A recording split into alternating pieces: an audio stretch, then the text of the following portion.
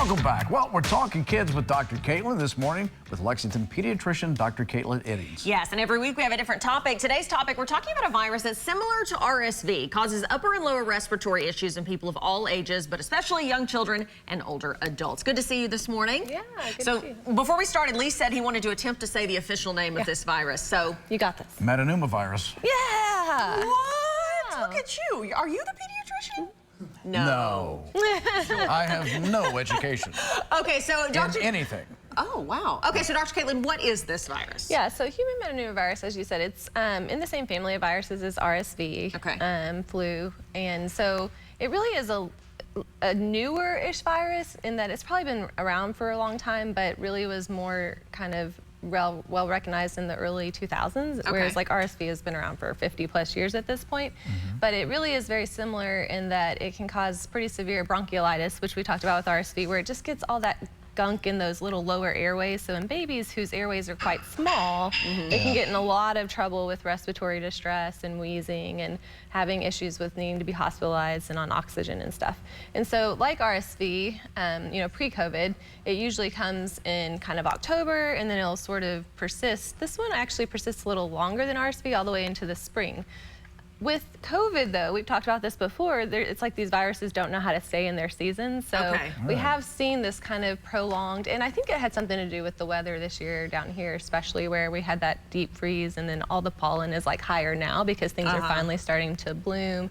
People are, you know, still kind of around each other inside more, and then the pollen adding to it. So we've had lots of kids in, especially our asthmatics, that are really getting this nasty cough, respiratory distress, wheezing, needing to have steroids, and then this adding to it where it's like this is still kind of sticking around. Even at the end of May into June, they were saying it was kind of on the rise a little bit, which is a little atypical.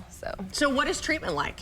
And so treatment is similar to RSV in that it's supportive care. The issue with human metapneumovirus is it tends to get kind of rapidly bad quicker. So anytime I was like a resident in the wards, we would see this virus often, and we would see it during RSV season, but it was almost like it was a more severe RSV. Really? Because RSV is so and it would just, it would hit and they'd be okay, and then like within 24 hours, you're like, oh wow, this is bad. And so the other thing with it is there aren't these rapid tests like what we can do in clinic with flu and RSV.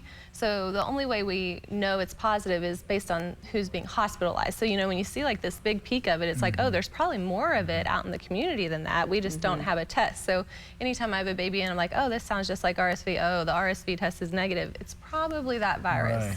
Okay. So when you say that after COVID, post-COVID, that all these viruses that used to have predictable seasons, is that because of the human behavior change in the pandemic? Because we were either staying in or we did something. We still have a lot of like research going into that area, and we don't actually know exactly why, but we think it has something to do with, like you said, people changing their patterns and behaviors of, you know, being out and around each other.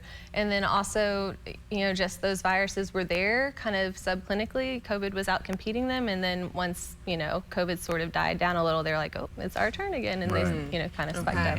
All right, and lastly, how can people protect themselves? Yeah, so it's basic things like washing your hands. So it's spread through coughing on people, touching people, all those things. Wash your hands if you're sick.